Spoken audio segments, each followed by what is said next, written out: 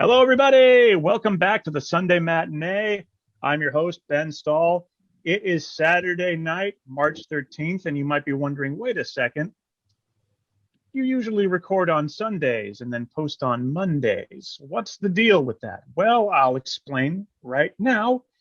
It's because I needed to have someone on this panel, and that person is returning for the first time since October, Mr. Daniel Draskovic, the expert of monsters. Daniel, welcome back to this episode. How's it going, buddy? It is going. Lot of crazy news. Well, actually, it was a kind of a dead news week for movies this week, so I pulled the best stuff that I could out of there.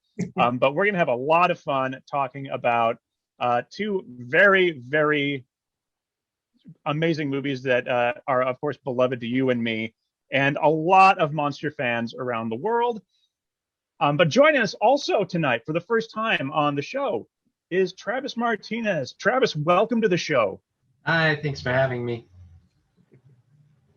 Travis is another one of the wonderful crew of South Sound theater artists. So he should be right at home here, considering, Daniel, you're the odd one out. You're not the I'm here for the monsters. You're here for the monsters. So let's see. We're episode, I think I said it, episode 24. Yep. So this will be airing on March 15th. I'm going to cut over the news real quick and say what is important about March 15th this year. It'll be interesting to this episode to debut that day because on March 15th, I went to the local Regal Cinema for the TCM Fathom event showing of King Kong, which we're going to talk about tonight, the 1933 film. I got to see it on a big screen, which was really cool. Within maybe 2 hours after I got home, Governor Jay Inslee made his big sweeping announcement that Washington State was basically shutting down. And like that included like movie theaters. Maybe it may have even been that night they shut down, but it was definitely at least the next day. So I was incredibly lucky to get in there and see King Kong before that happened. And, you know, it's okay, everyone. I made sure to sit at least 6 feet from the two other people who were in that auditorium with me. And I even brought down a little towelette to wipe the seat. So that was a good last film. So that is why, yeah, March 15th, we're coming up on that anniversary of basically movies were done. They're slowly coming back, and we'll talk about that in just a second. In the news, actually, yeah, we'll talk about it right now. For us in Washington, like a big bit of news for movies is that cinemas have been allowed to open up to 50% capacity, up from 25%.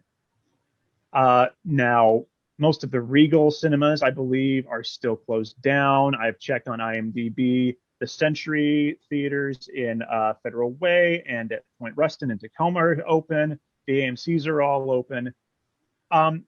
But everyone, please, please, please, I say this all the time on the show, exercise caution, keep wearing masks, play it safe. I am at a point where I would love to go back to a theater, but I'm going to wait till I'm fully vaccinated, and even then wear that mask. And if I think that the movie theater is too crowded, I will probably leave. Fortunately, I have Mondays and Tuesdays off, which means I can go in the mornings when most people aren't at a movie theater anyways. So I'm hoping that I'm fully vaccinated and good to go before May, because Black Widow is like the first big movie that I think I'll be able to see vaccinated. I'm really upset that I'm probably not going to make it to see King Kong versus Godzilla, or Godzilla versus Kong, because I don't think I'm going to be fully vaccinated by March 31st. All right. So in more broad news, first off, I'm going to call this non-news because I think this is one of the stupidest things that's been circling the internet. Pepe Le Pew will not be appearing in Space Jam: A New Legacy. Now, why is this stupid? Because it has fallen under the ridiculous notion that there exists a thing in this world called cancel culture. That's stupid. they made the studio made the decision themselves to cut Pepe Le Pew from. It sounds like he was only in one scene, anyways. All I really care about if in Space Jam: A New Legacy is Bugs Bunny playing basketball with LeBron James against. I'm hoping it's going to be more cartoon aliens because it was fun the first time, and I'm really looking forward to this one. A little surprise for HBO Max subscribers this last week who were trying to watch Tom and Jerry. Some viewers got to see a little bit of Zack Snyder's Justice League, which is not supposed to launch on the service until I believe the 18th of this month. So fortunately, they weren't able to catch it all. It would cut off at some point, but leaks are usually not something that comes straight from the source, especially on a streaming service. Usually you gotta be a hacker to do that kind of thing. So I find that quite humorous. And congratulations to all of you who have seen the first 10 minutes or so of Justice League and not spoiling it for everyone else. Thank you for that. I'm still not looking forward to it, but I'm going to watch it out of idle curiosity. In other news, the Powerpuff Girls are back. They are apparently a live-action Powerpuff Girls television show is in the works, which I think is cool because I didn't religiously watch the Powerpuff Girls when they were a thing, but it was the kind of show if it was on, it was fun to watch. It was a very cute, very fun show. I hope they are able to carry that energy. It is a CW show, and CW is not my thing, but I hope that it finds the right audience, and I hope they're able to live up to the legacy of the old animated series.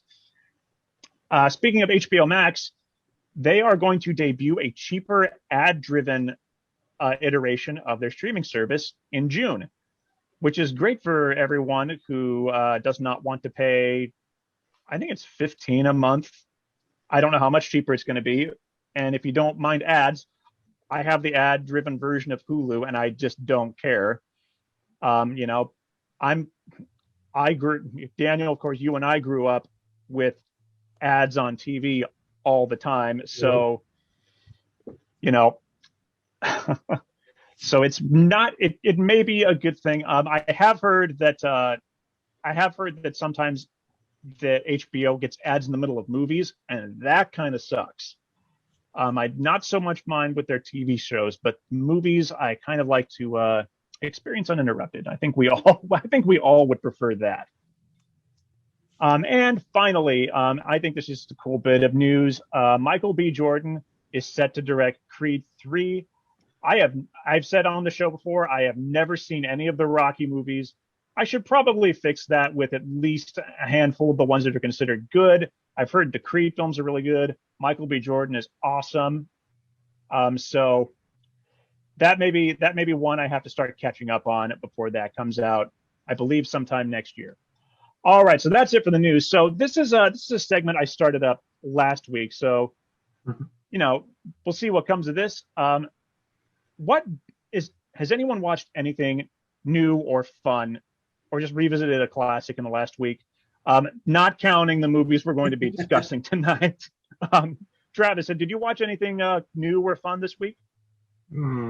Not that I can think of. I've just been so busy with work and everything that I just haven't really had time to find anything new. So I can't really say that I have. I've introduced my girlfriend to a lot of new things over the last few months. That's the most I can say.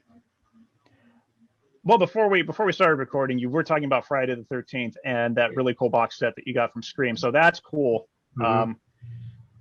Daniel and I are both big horror fans. I am not as big a fan of Friday the 13th, but I appreciate what Jason has done for horror over the years. Mm-hmm. Daniel, have you watched anything cool this week? I don't know about cool, but cool, fun, have you watched whatever. That? Now I forget what it's called. The Will Smith, where he's a cop and there's orcs. What the hell is that called? Oh, Bright. No, Bright. No, wait, not. Yeah, Bright. Yeah. I was thinking of Brightburn, and that's the James Gunn film. I've now watched it 3 times. It's not necessarily good, but you know me and trash, so. Yeah, I watched it. couple years back, like a few months after originally released. And yeah, it's not good, but it does have orcs. But you know me. Oh yeah. I mentioned last week that I had paid the $30 premium to unlock Raya and the Last Dragon on Disney Plus. I did watch that. It was an absolutely delightful film, which I expected based on a review from Gary Chambers. Travis, you know Gary. Mm-hmm. And just the general vibe on Rotten Tomatoes. It's a beautiful film. Best animated water I have ever seen in a movie, for sure. And just Disney Animation's been on fire for a long time now, so I don't expect anything bad from them. So that's what we've been watching this week. So the main topic tonight is, of course, Godzilla and King Kong, because by the time this episode drops, it'll only be 16 days until Godzilla vs. Kong drops on HBO Max and in theaters where they are open, which is super duper exciting. A little bit of backstory. I don't want to talk too much about the original King Kong versus Godzilla because that's a topic for another evening. But it originally released in Japan in 1962 and in the US in 1963 for several years. And for years, it was the most successful Godzilla film, particularly in Japan. And for that reason, Toho Studios tried so hard to get a rematch going. As late as 1991, they tried so hard to get Kong back, but the King Kong rights had kind of been jumping place to place. They mostly had been stuck at Universal for a long time, and they weren't letting him budge. So now that we're finally getting it may not be a Toho Japanese, original Godzilla film, but we are finally getting, after almost 60 years, finally getting the rematch of the century. So that is why for the next couple weeks, we're going to be talking a lot about Godzilla, King Kong, and a little bit of extra kaiju madness. And then we're going to have a nice little spoiler cast where we talk all about the brand new film.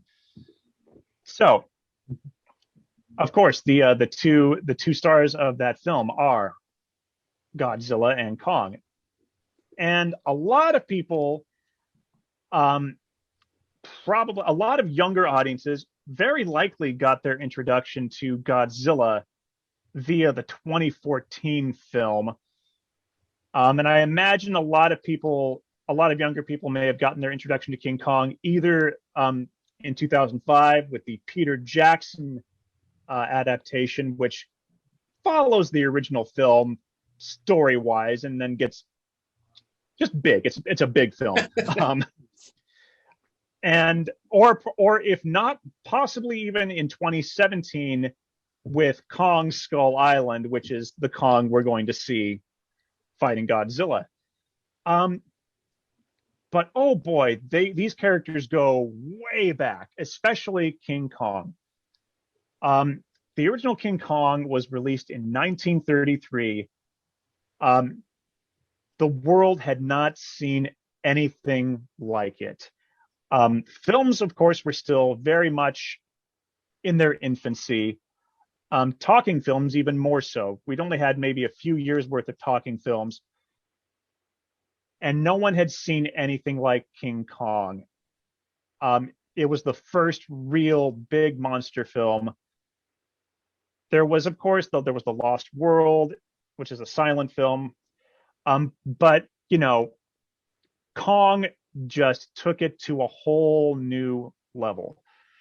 And it started with two men, Marion C. Cooper, and I'm going to butcher his last name. I just know it because it's stupid in German. Ernest B. Schoedsack, who were basically, these were two men who loved to travel the world and go into those forbidden places, into the jungles, and they would film, the tigers and the lions, and they would try and film just real life but try to dramatize real life in the jungle, which is very much why King Kong sort of feels autobiographical. But Cooper had this idea to do a film with a giant gorilla. And, it was just this big grand concept, but he could imagine it, but he couldn't figure out how he would put that onto film until they met Willis O'Brien, who was the genius who did the stop motion animation in The Lost World. So O'Brien presents, this whole concept of, hey, look, we can create this effect with stop motion, which is, of course, nowadays we use stop motion to create fun little animated films like The Nightmare Before Christmas, The Box Trolls. You don't see it much anymore used in live action. And I'll talk a little bit about some of the other live action ones when we get to Godzilla in the 50s, because there's another big stop motion animator who was huge around the same time.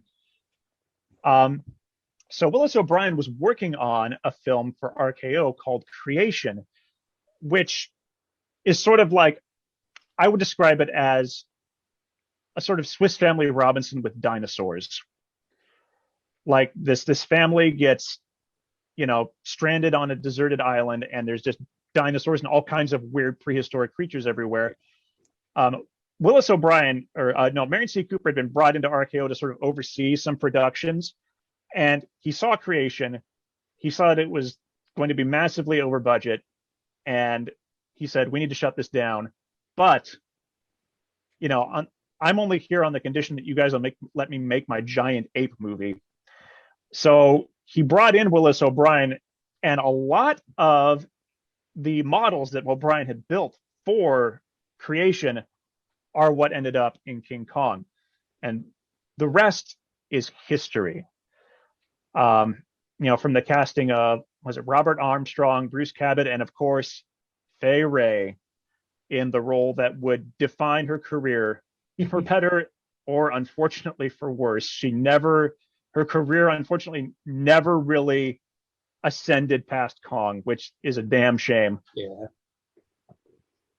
But what is King Kong? For those of you who don't know the story of King Kong, it's basically about a film crew led by the intrepid Carl Denham, and they go off to find this mythical island that supposedly a mythical beast lives there. And of course, they have to bring a woman to play a damsel in distress, and they want to capture it all live. But of course, the indigenous peoples of the island aren't too keen on having a film crew show up.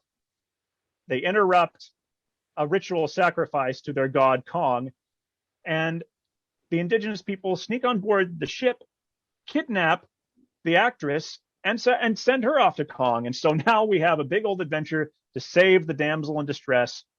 They capture Kong. They bring him back to New York. And of course, all hell breaks loose. All hell breaks loose. Yeah. And ends in a spectacular fight between Kong and the biplanes atop the Empire State Building.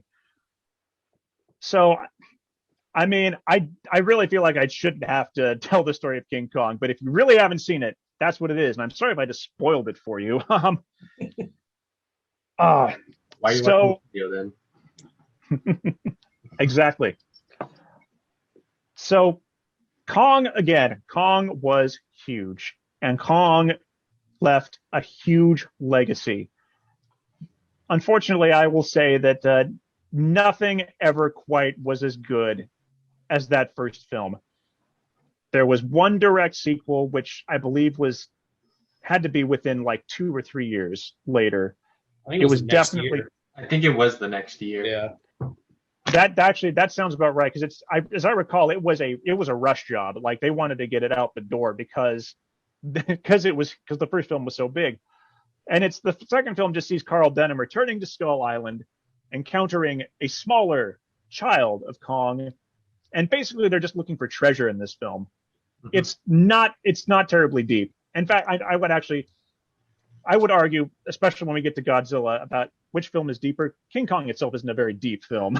Yeah. It's just an adventure film all the way. Um, skipping over King Kong versus Godzilla, because that's really the next time Kong would appear on the big screen. There was the 1970s remake, which I have seen in bits and pieces, and it's been a long time. Daniel, have you seen it in its full ridiculous glory? Oh yeah. Oh yeah. Can you tell us about the 1970s King Kong? Because Jessica Lange and Jeff Bridges are in it. Is hot as hell. It's kind of cool. They put, instead of a film crew, they're like an oil company trying to drill for oil. And I was trying to, I haven't watched it in a little bit. I couldn't remember how Jessica Lange gets on the boat. I think she's just on a raft. I got to rewatch it. I could not figure out in my head how the hell she got on the boat, but it's good. It's cool. Rick Baker's the gorilla. And they also built a life-size Kong that was supposed to be Kong through the whole movie, but of course it didn't work. It just stood still. So, but it's in a couple of shots. Yeah, that's all I remember. It's like, it's not stop motion. It's definitely a guy in a suit. Unfortunately, sorry. Go ahead. It was he said it was Rick Baker who was actually inspired by the original King Kong.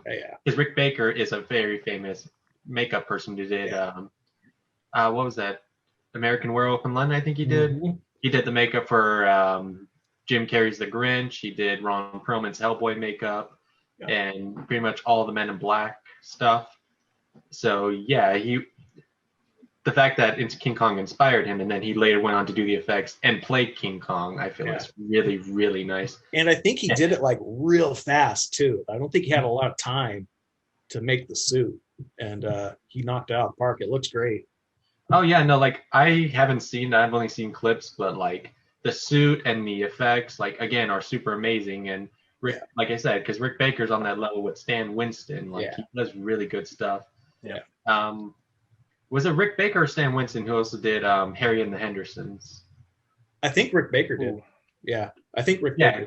Because watching that film, you can see how expressive he makes these things, and like you can definitely see where he got that from. It's like from King Kong, and I think he also played him in the sequel to that. What was it, King Kong Lives? It was a direct sequel to the '70s version, where we find a female Kong and they have a kid. That one's a weird one. Yeah, because like I haven't seen that one either, but I know like the plot is like they're trying to bring Kong back to life by putting him in a new heart and stuff like that. Like, why are you trying to bring back the gorilla you just tried to kill in the movie? There's a baby Kong, and I remember watching King Kong Lives on TNT back when they used to do like weird movie marathons. Mm-hmm. And all I remember from it is like them doing like open heart surgery on Kong, and it was just blood everywhere. Mm-hmm. It was the goriest King Kong I'd ever seen. Yeah. I think my favorite aspects of those films is like with most Godzilla movies, except for like the 2005 Peter Jackson one, they've never done King Kong in the 30s. The 70s one took place in the 70s.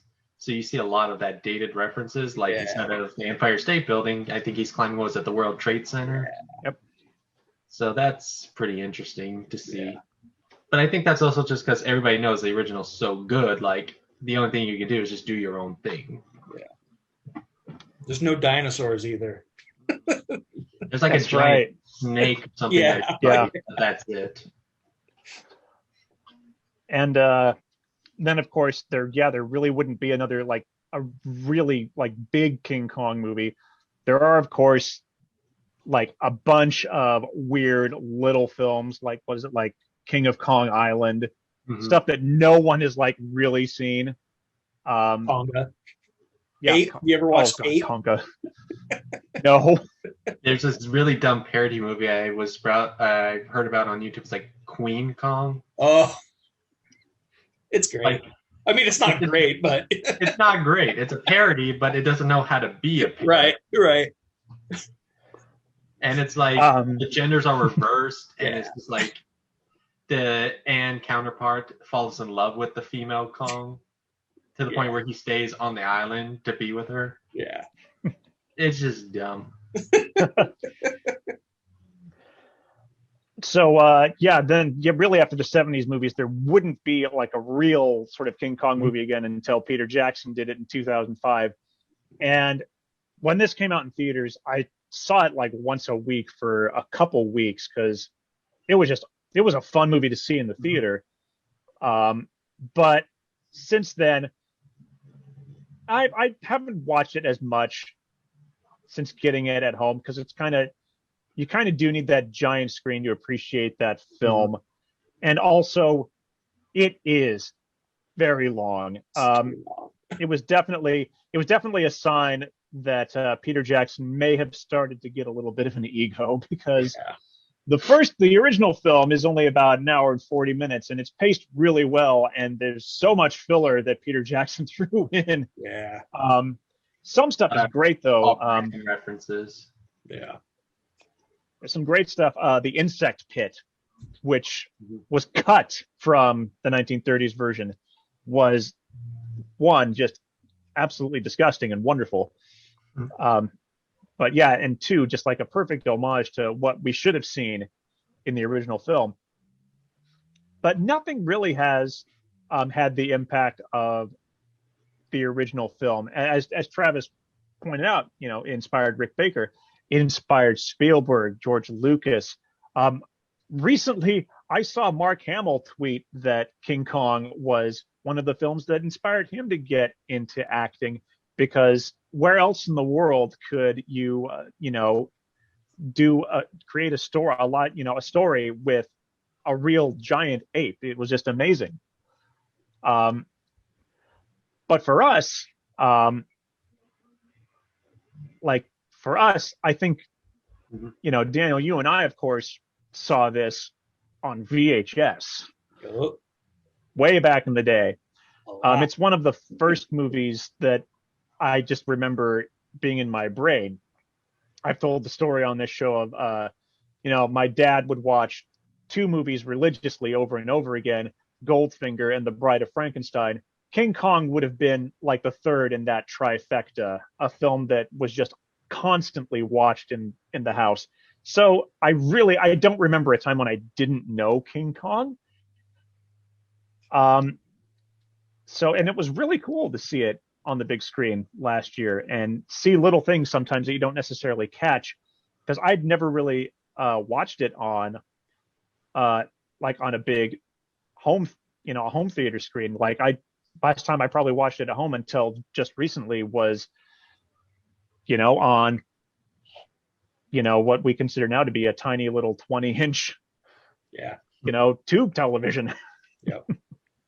So it was really cool actually to watch it just the other night on my 56-inch television, and it's like, oh my gosh, I'm seeing stuff that I saw in the theater that I never saw before. It's so cool. Yeah. And it's amazing how well the stop motion effects hold up, as well as the matte paintings in that film are incredible. Yeah, they are. Yeah. You brought up the why did I say motion capture? Stop motion. That's the later film. But they even do a lot with the effects beyond the stop motion because they had to create so many different ways, how to integrate the humans with the animals. Because like I told Ben before this, I first watched the 1933 one this week in preparation for this. And even I'm wow, that's so amazing. I knew about how they do rear projections so the actors can interact off of it. Or during the stop motion, they'll have each frames of the human actors go one by one with the stop motion. Yeah. And I think that's another reason why this film cannot be beaten. When you see something nowadays, you're like, oh, it's CGI. It's super simple. Yeah. Well, I know it's not simple, but you understand how it's done. Yeah. But watching that 30s film and just seeing all the work that had to go into it and all the pioneering filmmaking techniques, unless another film can able to do that, create a new filmmaking technique, it's another way. You can't beat the original. Yeah. It was the first really special effects driven movie. Yeah. all of the major like Marvel CGI blockbusters probably wouldn't exist without King Kong like saying like, hey, you can have this movie with like fictional characters and animals like that are not where real. Your main character is not really there. Exactly, yeah. Yeah. And you have to create, and like I said, like they created so many new filmmaking techniques that would later inspire other filmmakers. Because you also mentioned, Ben, like the bug scene in the 2005 Peter Jackson one. And think I remember seeing something that he even like recreated that scene in stop motion to be added as a bonus feature. And that's how much, and he said like it helped him grow an appreciation for like all the work that you have to do, because stop motion on its own, not easy. I think, what is it, like 60 images per second of film or something like that? I don't know how many you have to do. Yeah, it's crazy. Yeah. Yeah. I imagine, like, you know, young filmmakers going out and trying just to do that today. And I imagine, I don't know if either of you, I know Daniel, you probably don't watch Parks and Rec. Travis, do you watch Parks and Rec? I've watched the first couple of seasons. I'm meaning to get back into it. I know, like, it's one of those shows that like you have to get past the first couple of seasons. There's one episode where the character Ben Wyatt, he's just been fired from his job, and he's trying to figure out what to do with his life. And one of the things he does is he's making a stop motion film, and he shows his friend, and it literally ends up being like 2 seconds of someone standing up from their bed, and he's like, wait, how could it not be longer? I compared it to Avatar. It's like, yeah, that's how frustrating stop motion animation is. And that is, I think that's the reason why it was years before, you know, it really sort of picked up in both live action films and then again with animated films, is because it's incredibly time consuming. What's that company that makes the current stop motion animated films? Akira? Is that the name? Leica, sorry. Yeah, I know, like it's super time consuming and expensive for them, but it's like it's always so high quality work. Yeah. Yep. But like, yeah, for me, the Legacy of Kong, unfortunately, like it doesn't. The Legacy of Kong kind of doesn't really take effect until years later, because no one really tried to imitate Kong. You know, you didn't get a big, massive franchise spawning out of Kong. You got, at the time, one sequel. Yeah. And then was about 15 or so years later, they did Mighty Joe Young, which was like the only other time that like Willis O'Brien, and I think even Ray Harryhausen was working on that one. I think he worked him on that, yeah. And his name will come up again when we get into the 50s and talk about Godzilla. So that was like, and Mighty Joe Young is technically in the same franchise. It has, once again, Robert Armstrong coming back to play Carl Denham one last time. But it's like, that's it. Those are the only three that really came out of that. Peter Jackson's Kong didn't go anywhere. I don't think it was ever meant to, but like, I think now at this point, we're finally getting a Kong franchise mixed in with this Godzilla stuff, and it's kind of exciting. Yeah. I'm hoping that they both survive this film and can both go on to do more films, because I'm a fan of both. I've heard some theories about that, but I'll save that for the podcast when we talk about that film more. So my question, Daniel, I'm going to go to you first. I've kind of talked a little bit about it. Why do we love King Kong so much? It's great, dude. You were saying it's one of your first memories. It's my first movie memory. Is this movie? My pops showed it to me because I loved dinosaurs when I was little, and it's always stuck with me, man. I mean, I got my little munchkin. She might run in here again. I told her not to, but she loves this stuff too, and I can't wait to show it to her. I think she's just old enough that my wife will let me show it to her. because I was definitely younger than her. But it's great, man. The stop motion's awesome. Even the animatronic, which we haven't even talked about, but that's crazy. It's great, man. Yeah, Kong rules. You're right. We didn't talk about the animatronics because they've got, they have an animatronic Kong with moving eyes for those close-ups. Mhm. They had, a full-scale hand that Fay Wray could rest in for those close-ups. It's like it wasn't all just stop motion. And some of my favorites was like the foot that stomped on a couple of the natives. Yeah, that's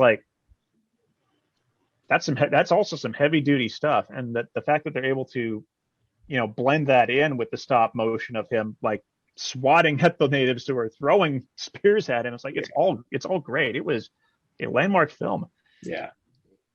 Travis, you are new to this film now. Mm-hmm. So, what is it that you like about this film? What drew you to it? Apart from the fact that we were going to talk about it tonight. Yeah. Well, I've always wanted to see the film because often I watch a lot of online movie review channels and stuff like that. Cinemassacre is one of my favorites, and he loves the King Kong franchise. So it's just I keep hearing, and I kept hearing it's one of the greatest films of all time. So I really wanted to watch and see why is it considered that. And you were saying this is towards the beginning of when sound was being added, and I can see now first of all you have this new venue to really help develop characters because there are some really great memorable characters that's going to stick with you throughout this. You have a timeless tale about man meddling with nature and the whole infamous line, "It was beauty that killed the beast," which even though I've known that line and seen the Peter Jackson one, it's I never really understood it till I watched the original because they do have that opening where it scroll or whatever. But yeah, I think it's just great characters, a really timeless story. And like I said, it was the first effects-driven blockbuster of pretty much any time. I can't really think of any other film before this that was this ambitious and would later go on to inspire so many filmmakers, so many actors, so many of its techniques that they created to make this movie be used in many other films. So yeah, I think it's just because so many things that made it great would later just influence media forever. Because again, you can remake King Kong all you want, but unless you're really doing something to really transcend the movie genre, it's not going to have as much of a lasting effect. It's going to be oh, it's a remake, nice. Yeah. I'm gonna flash back a little bit, Daniel, to our previous episode together, where I remember I had mentioned, we were talking about The Invisible Man, which came out the exact same year. Imagine if 1933 had been the year that The Invisible Man was the greatest effects movie of all time. It's great, but it doesn't have nearly the impact. No. It's one thing to take Claude Rains' head out of a frame of picture, but it's another thing entirely to put something there that shouldn't exist. Yeah. I mean, yeah, because when I was watching this film, there were some effects I was so astonished. You see Fay Wray, human Fay Wray, walking on something, and then she goes behind a rock, and then all of a sudden she turns into a stop motion thing. Just so many creative ways that they had to transition that so that way, again, this stop motion ape can interact with this girl and all that. Yeah. So it was just it was just so great. Sorry, that's all I have to say. That's okay. Let's move on to the other contender in this upcoming film. Mm-hmm. A character that somehow we got to wonder how is Kong going to grow to such tremendous size? Because Kong has traditionally been, about as tall as maybe a 2-story house, maybe a little bit taller than that. Even the 2017 Kong was probably about 60, 70 feet tops. Yeah. I'm maybe a little bit more. But Godzilla, oh my gosh. So let's jump to the 50s. Mm-hmm. And what came about that we had a Godzilla? Well, it's kind of rooted in a massive global tragedy in that, at the end of World War II, America won the war in the most horrific possible way by dropping atomic bombs on the cities of Hiroshima and Nagasaki. And it was a weapon that, no one had ever, there was no way to describe how horrible it was at the time. And, if you were outside of Japan, it was just, they were bombed. But if you were there, if you were in Japan, it was, if you weren't killed by the blast, there was the fallout. There was just the fact that this entire city is just leveled in a second. It's the most devastating thing that's ever happened. And you might say that the silver lining of it was we got Godzilla out of it. No, Godzilla wasn't the silver lining. Godzilla was absolutely a necessary result of what happened. Because after the war, Japan was occupied by American forces up until 1952. And during that time, they weren't really allowed to express that devastation on film. Try as they may, films would get censored. It couldn't be as bad. It couldn't be portrayed as bad as it truly was. But the American forces finally left in 1952, and suddenly Japanese filmmakers could finally start to explore the true aftermath of those bombings on film.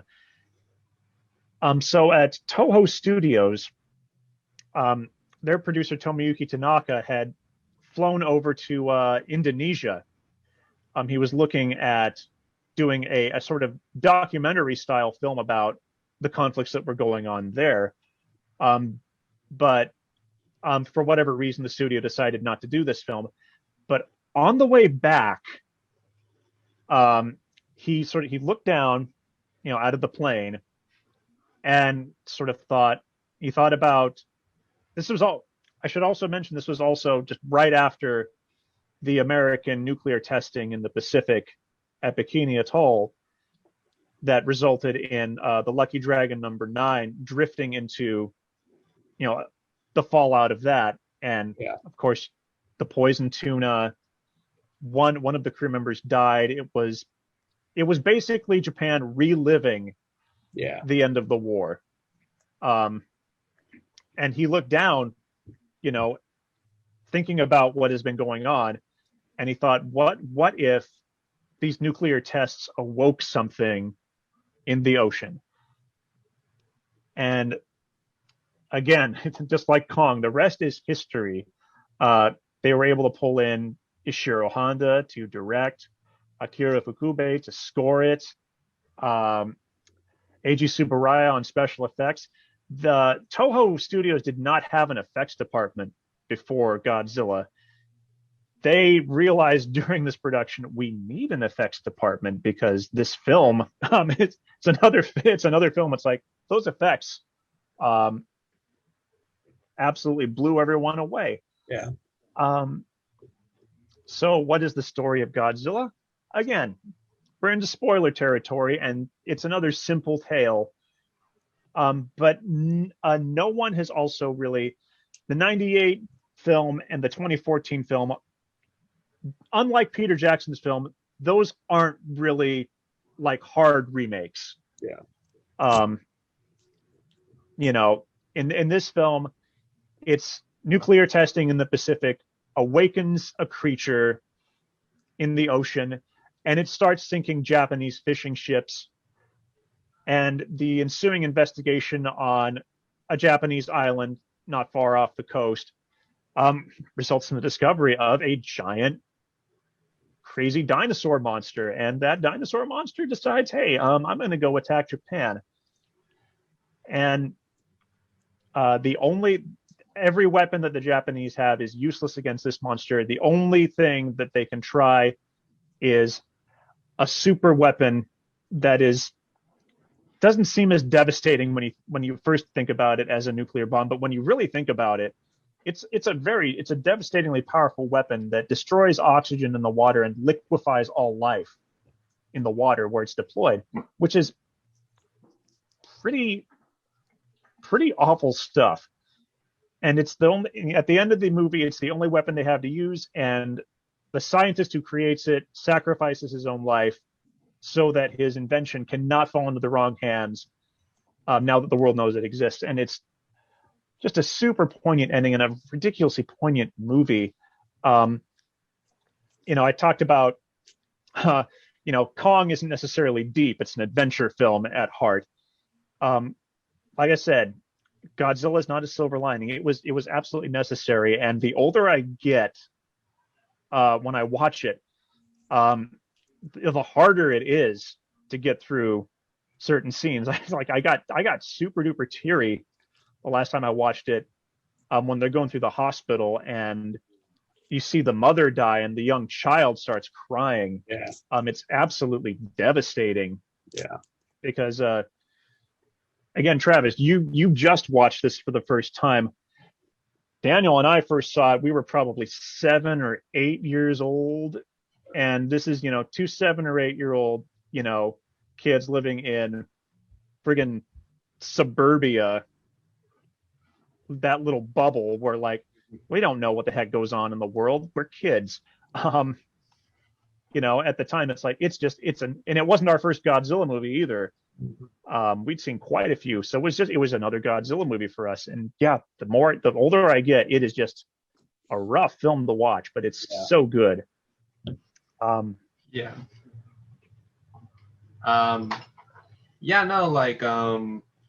Me being older, it's like I have an idea of what the Godzilla films have eventually turned into.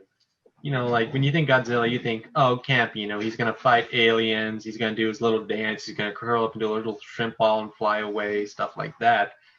But then when you go back to look at this film and you're like, this was really, really dark. Like, there was a lot of serious things in there. And I can understand why they don't remake it in modern times, because it's just like, it's not what the character has turned into over time. So as I'm watching this, like, I understand, like, the importance of this film and what it was trying to say. Like, it's really to the point with what it's trying to say, especially with the father character at the end, who's just like, if people don't stop nuclear testing, another creature like Godzilla can show up, which is very, very poignant, especially after you watch that movie. Yeah, and there's as far as the 2 American, again, I don't want to call them strictly remakes, but the 2 American takes on it, like, it can't, and I say this enjoying the 2014 film for what it is. I think it's quite fun film. The 1998 one can go away forever.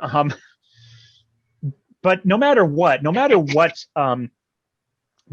country really makes these films outside of Japan, there's no way they can have that same impact, because we don't have that same perspective of getting attacked that way.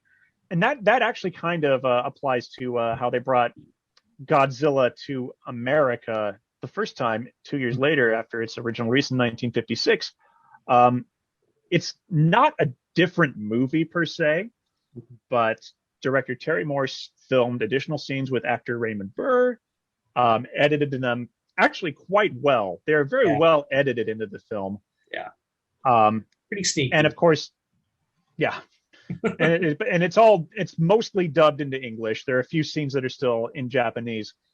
It does take away a little bit from the characters in the original film. It does feel a little bit too focused on Burr.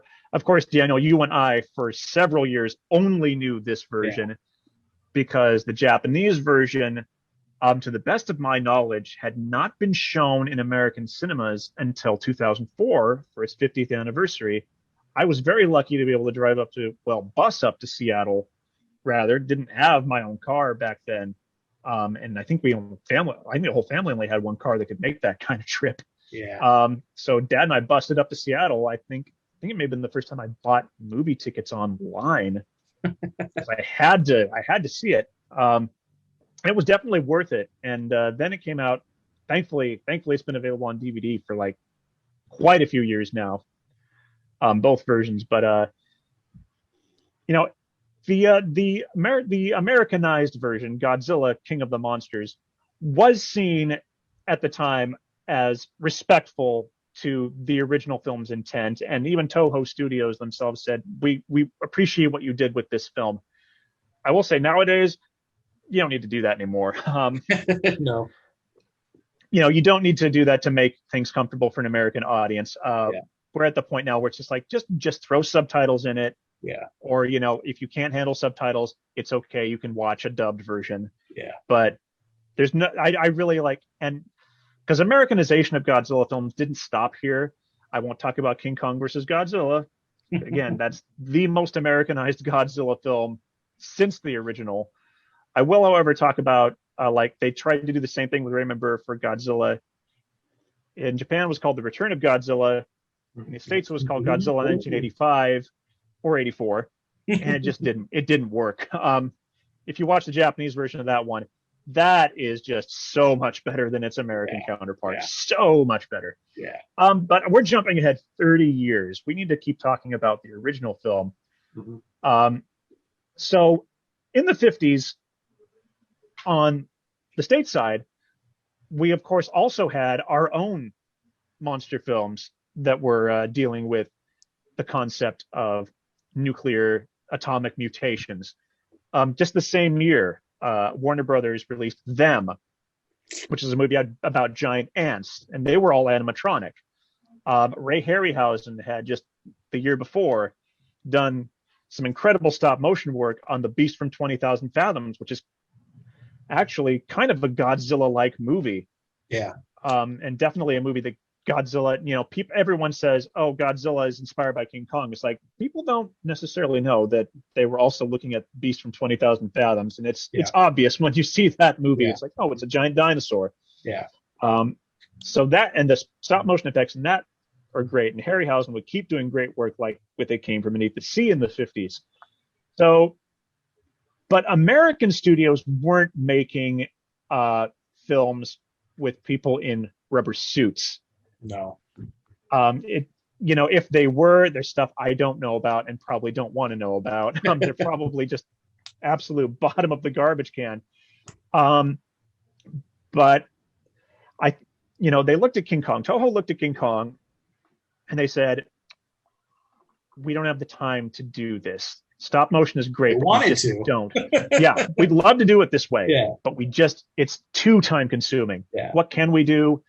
They built a suit and a bunch of models. And just like King Kong before, Spielberg, Lucas, they see this movie and, you don't think about the fact that the Death Star is made up of a bunch of battleship kits. Yeah. But it is, and it's because of Godzilla. Yeah. And all the wonderful stuff that they were able to do in Japan with models. And it blows my mind that the effects in Godzilla, with I would say the one exception is probably the fire trucks, the little model fire trucks that just sort of fall over. It's like those are toys. Those look like toys. But other than that, it's like the tanks, the buildings, everything. It's so wonderful. Awesome. And yes, they would age better in the 60s as they refined it, but they really hit something there in the original Godzilla with their effects crew. And once again, changed the way that we think about special effects in movies. It's, even as late as Independence Day, a lot of the devastation in Independence Day where the fires are consuming buildings, it's like, I've seen the behind the scenes stuff on that. It's just models with fire, and the fire in to get the effect of the fire sort of moving horizontally, they just turned the buildings on their side and the fire would naturally go up. So and then they filmed it that way, and it's just freaking models. It's like, it's incredible. And it all starts here. They were doing something that American studios weren't doing. American studios were all doing, again, animatronics or stop motion. And nothing against stop motion stuff. That stuff's almost all universally good. Yeah. And them is the rare exception where the animatronics are amazing. But most other American studios were doing like, just what do you call it? Bug on a screen. Like rotoscoping. Yeah. It was terrible. Yeah. I like Tarantula, but it's so obvious that it's just a real tarantula walking around, not actually destroying anything, and just rotoscoped into a movie. What's the one with the grasshoppers? Oh, the beginning of the end. Where they're just on top of a picture. For that one movie I've been meaning to see. What is that? It was like with bunnies or something. Night of the Lepus. Yeah. It's great. So yeah, like, and again, Godzilla just has it's so somber, and it really unlike all these American films, they had that experience. It meant something. It was huge, and no one else in the Japanese film industry thought this film was going to do anything, and it became the biggest film in Japan that year. I just saw an interview where they were like something like 10% of all Japanese citizens saw Godzilla, and that was huge. Yeah. Mm-hmm. The soundtrack, man, is so killer. Just that music has become so iconic. Like, yeah. I hear it and all I see is Godzilla just stomping around. Yeah. Yeah. What I love about that soundtrack is,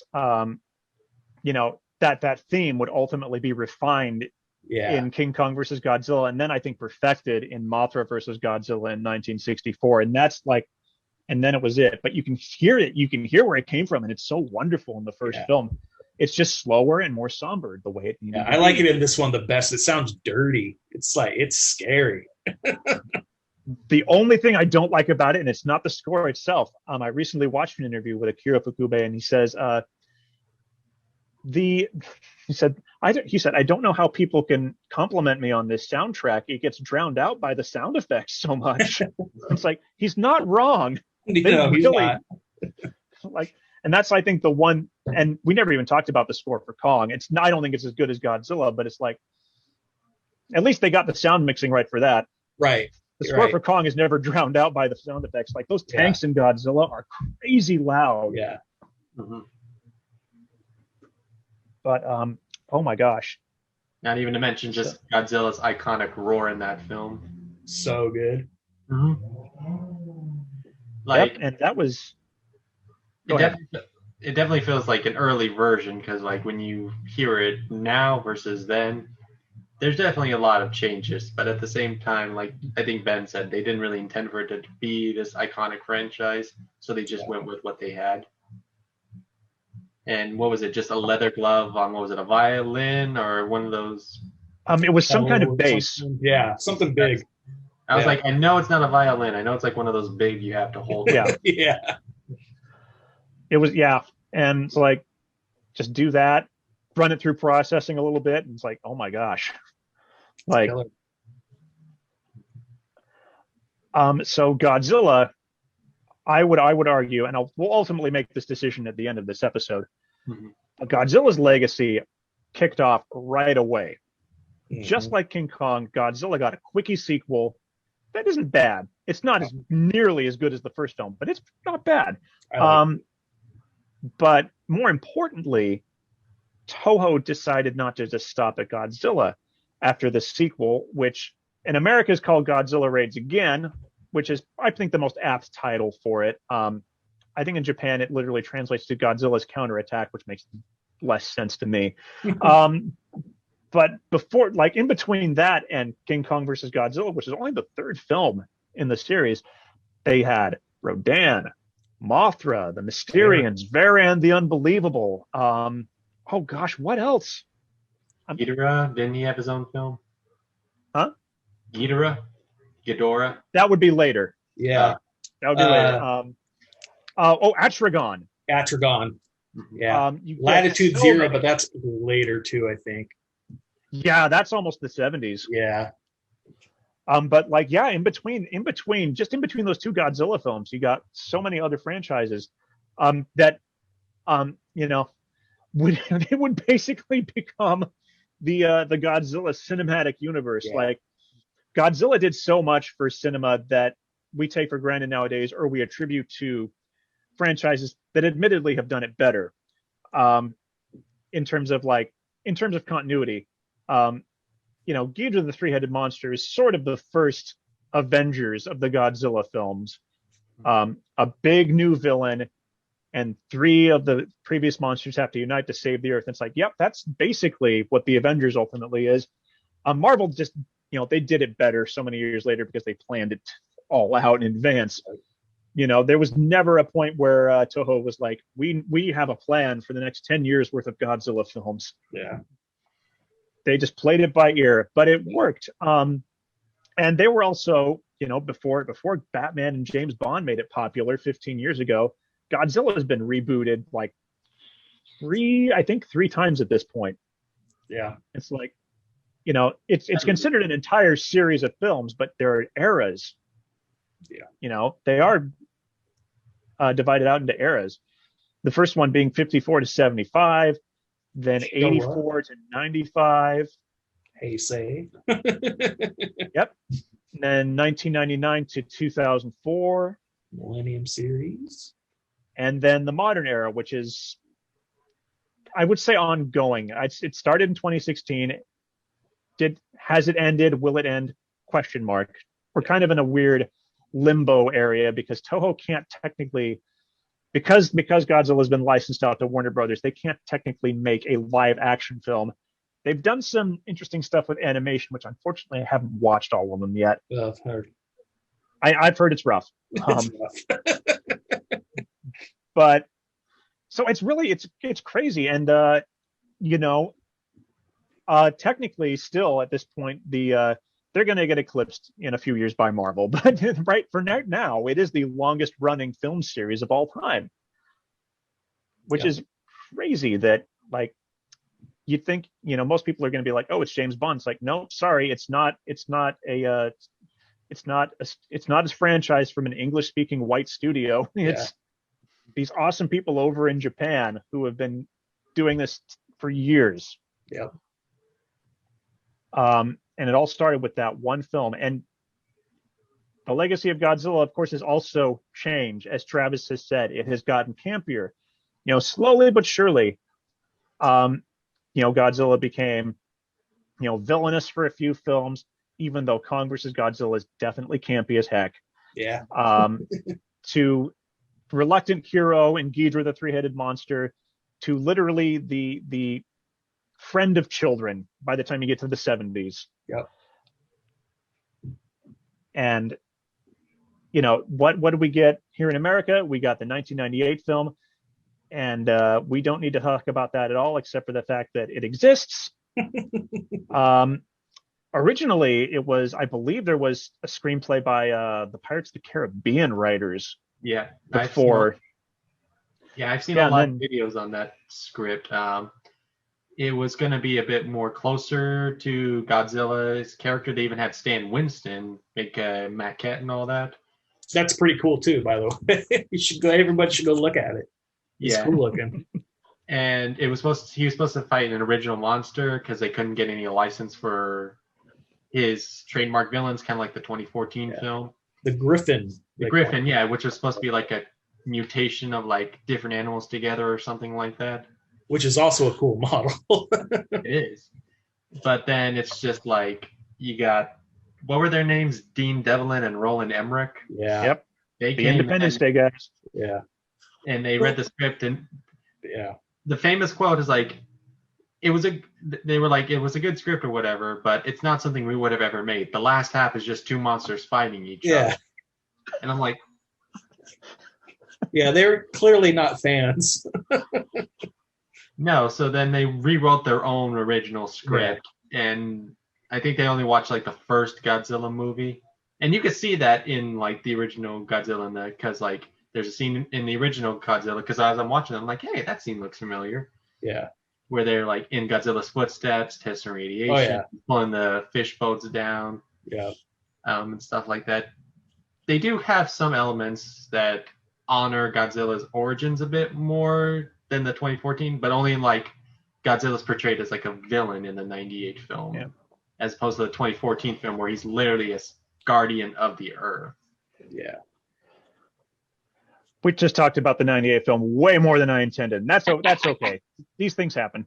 Yes, and actually now that I think about it, you're right. Like, honestly, the first like 20 minutes of that film, really up until the point where Godzilla finally makes landfall, there's some cool stuff in there, like dragging the fishing ships. It's like, that was actually pretty cool. Yeah. Unfortunately, then Matthew Broderick kept on talking and talking and talking, and it's like, man, I love Matthew Broderick, but this shouldn't be a Matthew Broderick movie. No.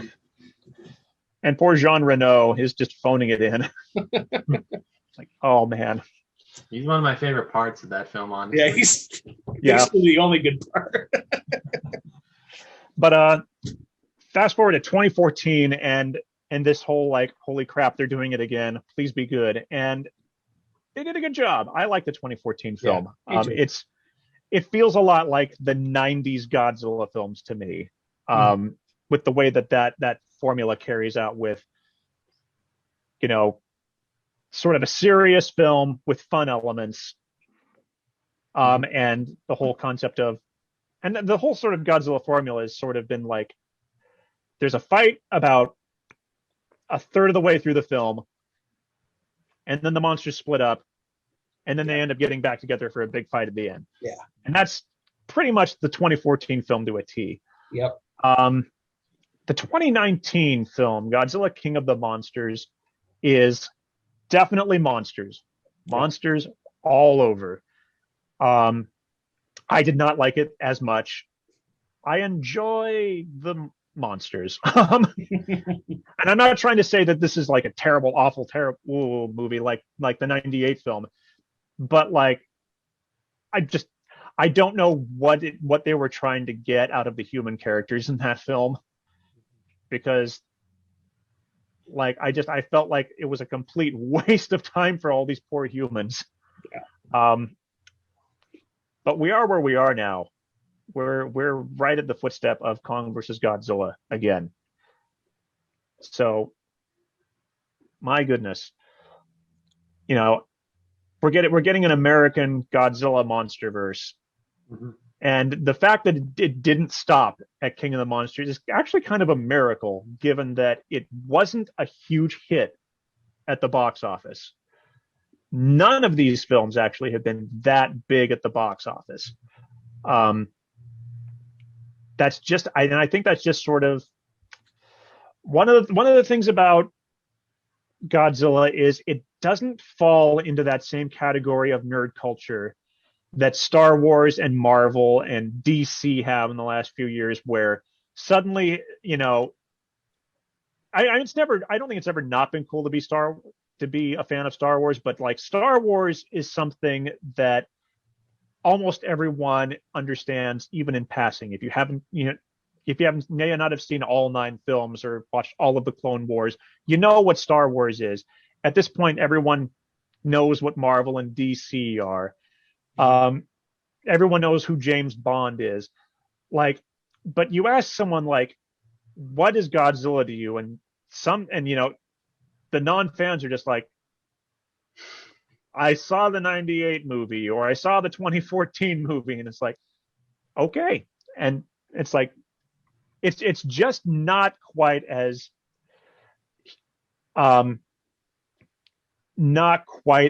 immersed in our culture as all that other stuff is, even though just Godzilla itself, the name is recognizable. The suffix is used everywhere. Yeah. If you want to make if you want to start a burger restaurant that makes historically large burgers, you might call it Burgerzilla.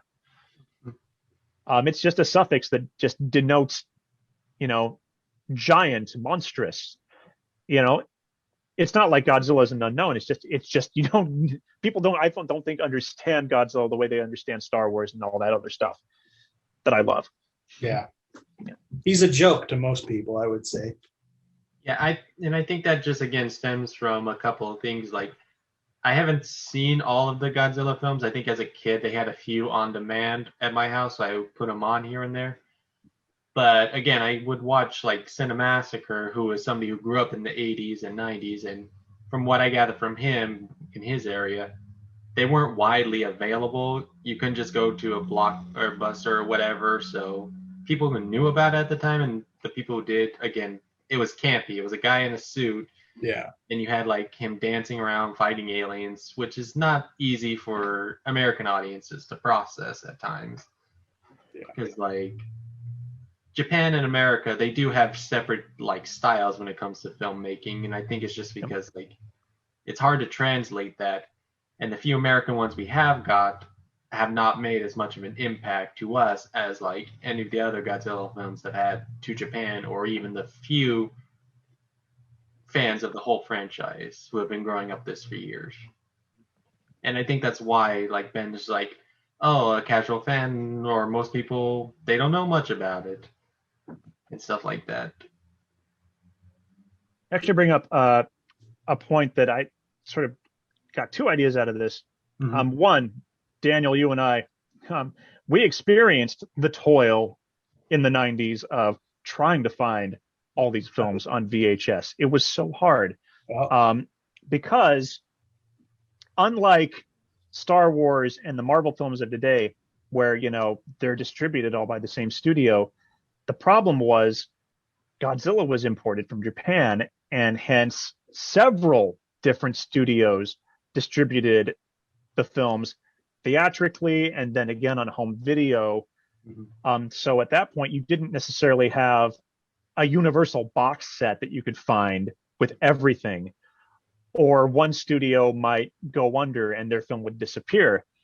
I think that Universal is the only major studio that still holds the rights to a Godzilla film here in the US, and that is, of course, King Kong versus Godzilla. Warner Brothers, I think, had the rights to Godzilla Raids Again, but I don't know if for whatever reason they let it go. So it wasn't until 2019, late 2019, when Criterion managed to get the rights to all of the films from 54 to 75 and were able to release their big box set. And again, though, technically they still don't have they still technically don't have the rights to the Japanese version of King Kong versus Godzilla. There's a funny way how it got into that set. And I'll talk about that in the next episode. So, and actually, you know, with the Criterion set, this was really the first time that not only were all of the American dubbed versions made available in one set, but all the Japanese versions were available for the first time in a single set. And that was even more rare, because those VHSs we bought were all the VHSs we bought. You know, we'd walk into a Suncoast Video. That's how old we are. Those VHSs were all English dubbed. Yeah. We didn't start seeing original Japanese versions until, again, that the first one really was the original film when it came out on DVD for the first time in 2006. There were only a handful you could get in Japanese. Yeah. Now, thank God that Criterion box set exists, because those are definitely the best versions of the films that you can get here in the States. And thankfully, Sony has the rights to all of the films from 1991 through 2004. So those have been released consistently. And thankfully, the handful that still are sort of scattered about, like Godzilla 85, Godzilla vs. Biollante, and Shin Godzilla, have all gotten nice, proper releases. So it's great that we're at a point where they're all available in Japanese. Some of them are still a little bit harder to find, but yeah, you know, thank goodness. But the other point that I got from what Travis was saying is, there's a fun story about an American actor who was often used in Toho films. I think Daniel, you may know who I'm talking about. I think it's Harold Conway. From which one? King Kong versus Godzilla, one of the scientists on the sub. Yes. Yeah. and this is just, I love this. And there's another American actor. I can't remember his name off the top of my head, but he's the Seatopia leader in Megalon. Yes. And he's in Dogora. He's the jewel thief in Dogora. So these two are having a conversation, and Conway is talking about how he thinks he is acting circles around all of these Japanese actors because he came from America. He's worked in Hollywood. Right. And this other, I should look up his name. But the other actor says, it's like, we're in their movies. Like, I don't know what you're thinking. Right. But like, don't sell yourself as being this big savior to these actors. Like, right. And also, we're doing these movies. Like, this isn't Shakespeare we're doing. Don't act like you're like hot over here, because you're not. We're over here doing their monster movies. Like, thank goodness for those humble actors, and also for Nick Adams was also super humble about so good, dude. The films he did there too. Yeah. Oh, okay, MDB, where is he? What is that guy's name? Robert Dunham. Yeah, as Mark Jackson in Dogora. Oh, what a great film. What a great film, Dogora. What a weird movie. I talked to his son online one time. What? That was pretty cool. He had a picture of his dad, and I was like, "Hey, I like your picture," and we just got to talking. I was like, "Oh, that's the." Well, I'm gonna ask you both now. Going back to the original film, why, Daniel? Why do we love Godzilla? It's so good. What's not to love? It's a really emotional movie. Sounds awesome. Special effects are amazing.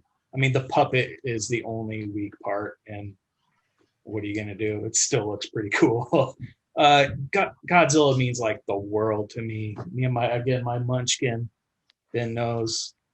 We watch this stuff like every weekend, just like me and Ben used to. Like, just repeat. And this one, she hasn't watched this one, but Ben, this weekend, tomorrow night, buddy, me and her, we're gonna watch the American version because I think they toned down, the sad bits in the hospital are, I don't know, they're somehow not quite as sad because you got Raymond Burr, with his bandages on him. So I think we're going to do it. I love this movie. It's so good. Travis, now that you've seen Godzilla for the first time, and did you see the Japanese version or did you see the American version? Thankfully, the one I rented on my streaming was the subtitled Japanese version. There was no American actor there, like, narrating over everything. What do you really think about it? What was your just reaction to that? My reaction initially is like, again, like, as somebody who has seen the franchise as like campy, silly, and goofy, to see the origins of this movie, and again, like, I've seen so many reviews on it, I knew about the darker tones and like what it was supposed to be, like an allegory for atomic bombing. But watching it, you're just like, I can definitely see why this film has such an impact on films, especially in Japan. Because, like, watching this, I'm like, I'm so glad I'm not watching the one with the American actor, because, again, that would just be like us trying to be all like, this is us reacting to the situation. But I think it's more impactful. Like, you're seeing, like, the country who dealt with this firsthand saying what it's like and, like, the consequences, and also just many, like, very impactful things. Because you brought up the scientist who created the, what was it, H-bomb they called it? Or was the oxygen destroyer? Oxygen destroyer. They talked about the H-bomb. And I don't know if this was before or after, or if this was intentional or not, but, like, the fact that he was so afraid of his weapon being turned worse, because I know that's actually what happened with, like, the guy who created the atomic bomb. He regretted ever making it after seeing all of the devastation that's caused by it.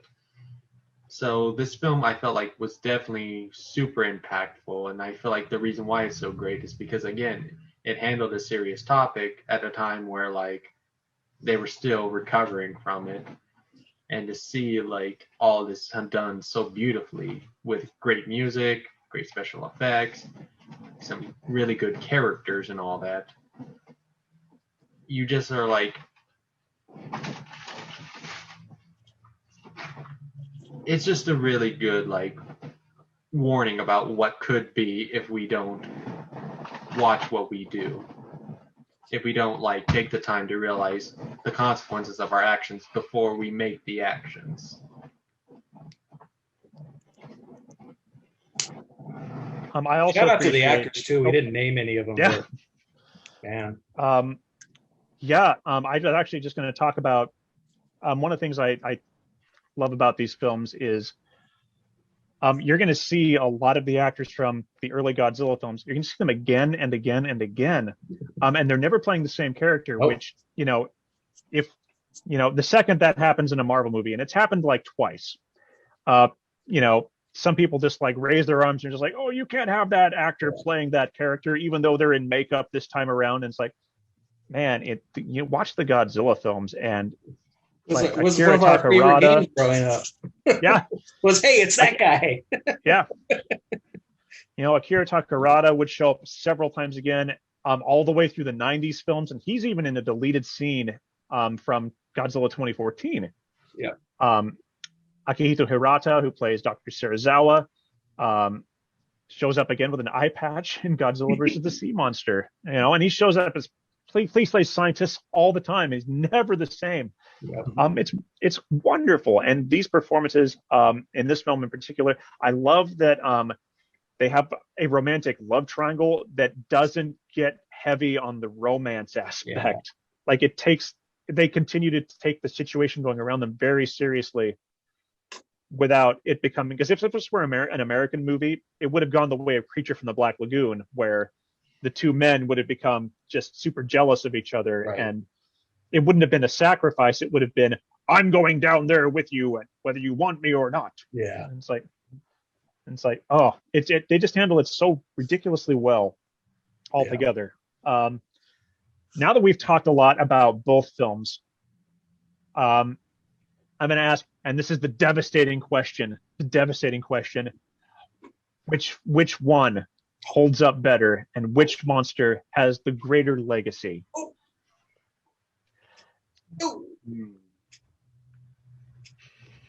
That's a very difficult question to answer, because like each one has been so impactful, but in different areas for different reasons. I mean, like you said, Godzilla is the longest running franchise, probably has more films under than any other film franchise in history. What is it now, at like 20, 30, something like that? They're into I believe the 30. Netflix trilogy gets them into the 30s. Yeah. 32 or 33, I think. Whereas while King Kong doesn't have as many films, it's still a story that is told throughout time. But if I had to say, I probably think Godzilla has a bigger impact because it started off on a serious note and has evolved into so much more and has so many different versions that can really appeal. Sorry, I don't know English well.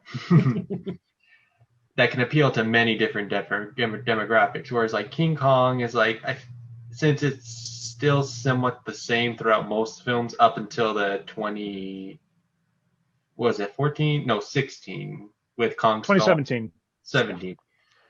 It's mostly can stay consistently the same while still being good, whereas Godzilla has evolved and changed with the times a bit more, I feel.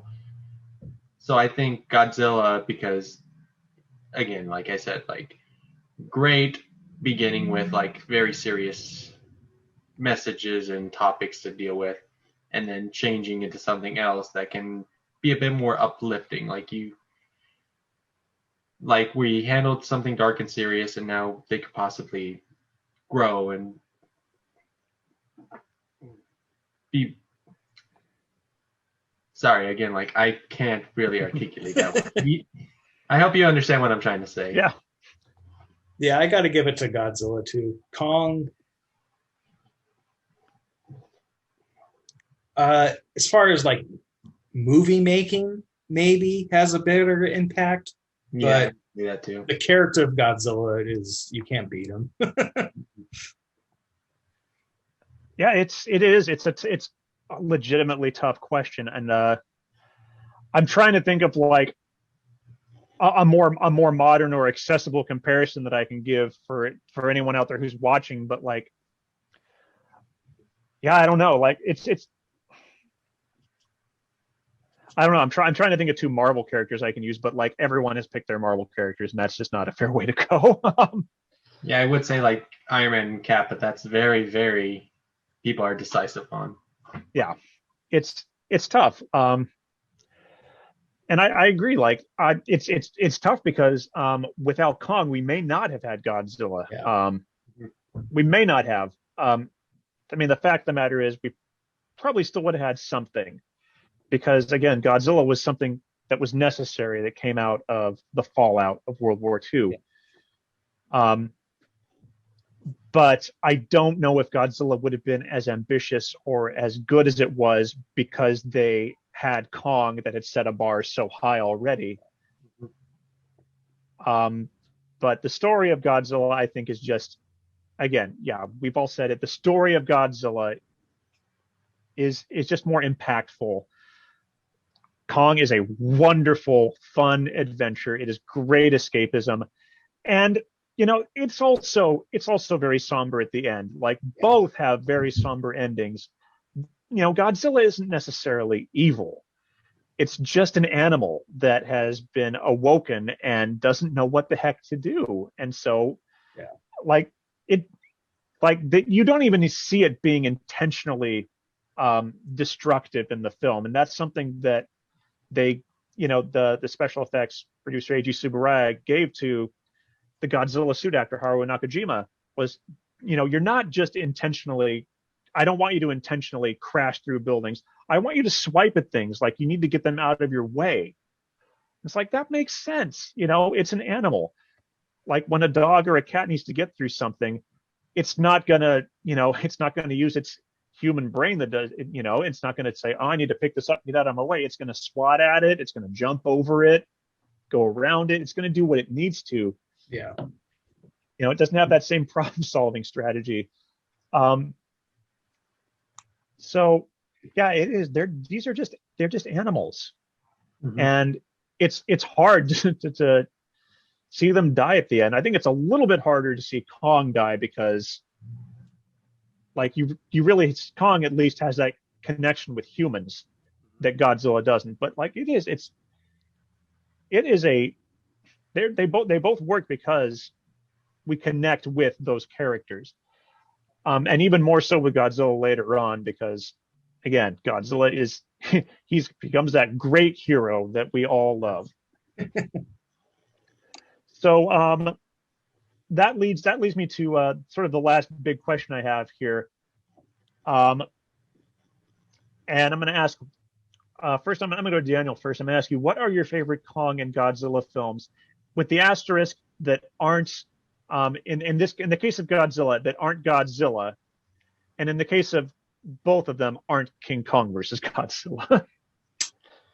You can say it's King Kong. You can say King Kong versus Godzilla, but we ain't talking about that. No, man. Ben, damn you. I have so many favorite Godzillas. You know me and the Smog Monster. That's brilliant and crazy. The Return of Godzilla 1985, again, really good, pretty creepy. Man, but Astro Monsters, man, is so good. Nick Adams, it's great. Yeah, I'm gonna go with that one. That's my favorite one.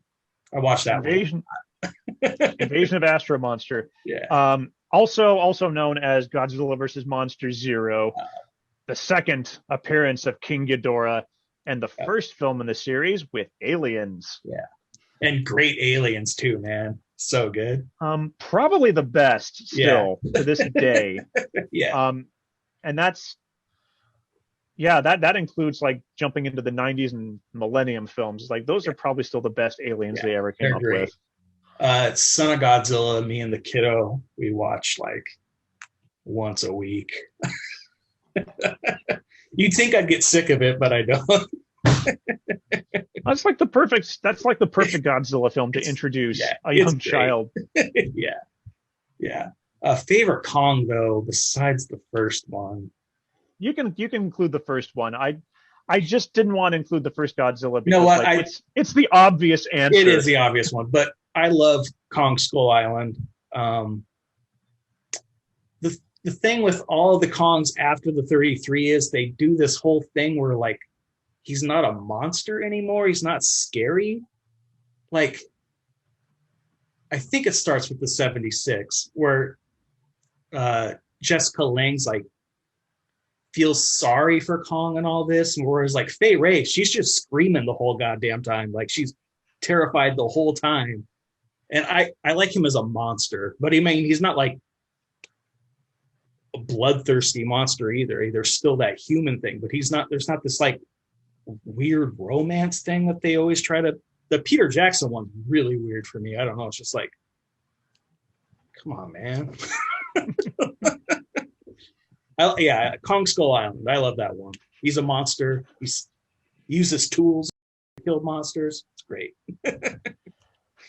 I love that you they bring up the romance stuff because I look back and it's like, man, I loved King Kong in 2005, but it's still weird to me to see like the ice skating scene. Yeah, it's weird. It's weird. Like I just think back to 33 Fay Wray. She's scared the whole time. She's never not scared of Kong. So that's what I like. It's kind of like, okay, Peter Jackson, you won your Academy Award for The Lord of the Rings. You can stop trying to make prestige films now. Yeah. King Kong is not a prestige film; it's a monster movie. Yeah. Travis, what are your favorite Godzilla and Kong movies?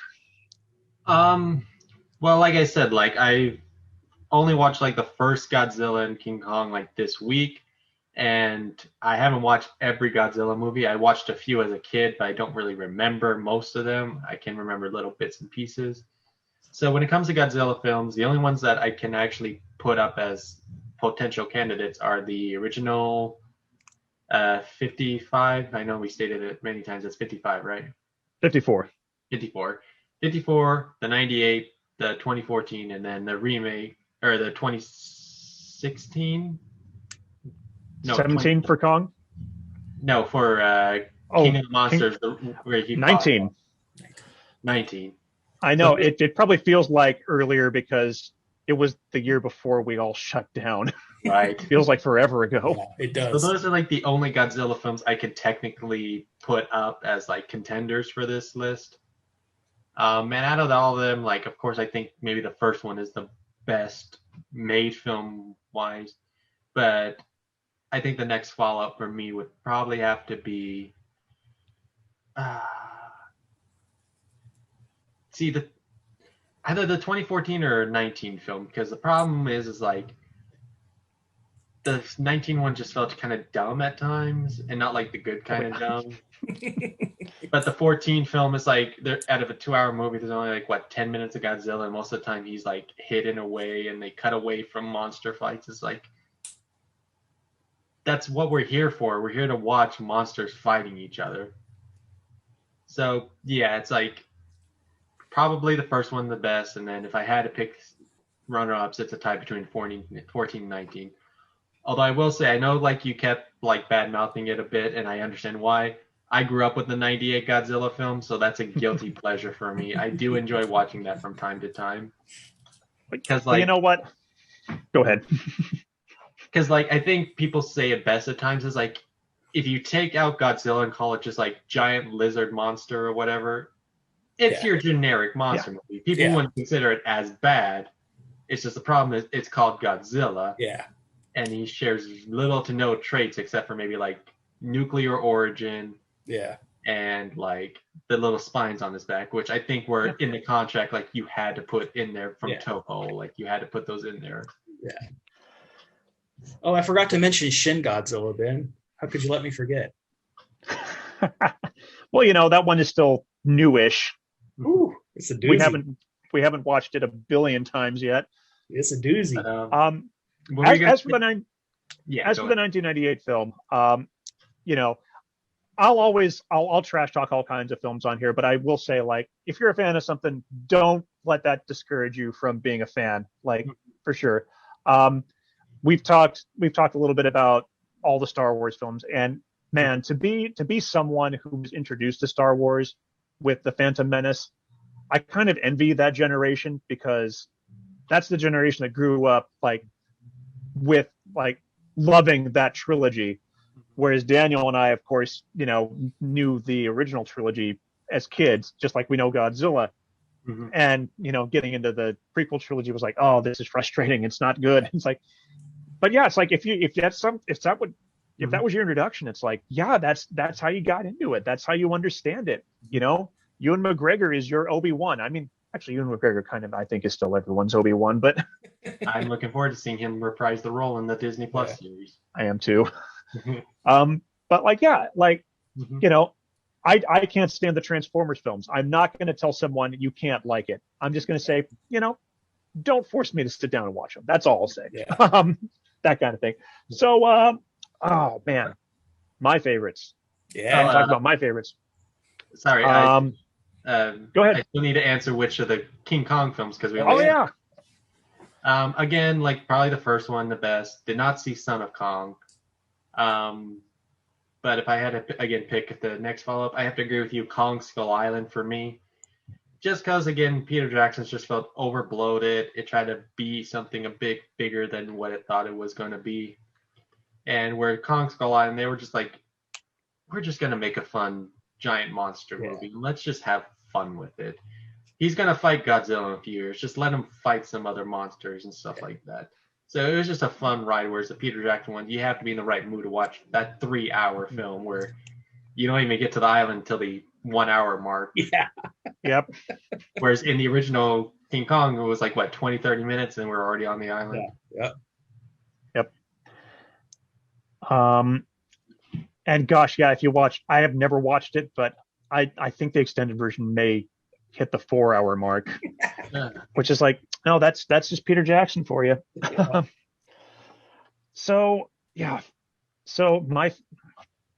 it's a tough question even for me. I'll say the Kong ones first, and I'm gonna just have to agree with both of you. It's Kong and Kong Skull Island without a doubt, because the original is what it is, and Skull Island finally took the story and told something different with it. Yep. And yeah, exactly what you're saying, Daniel. They didn't do Kong to be, you know, a weird, too relatable character. Yeah.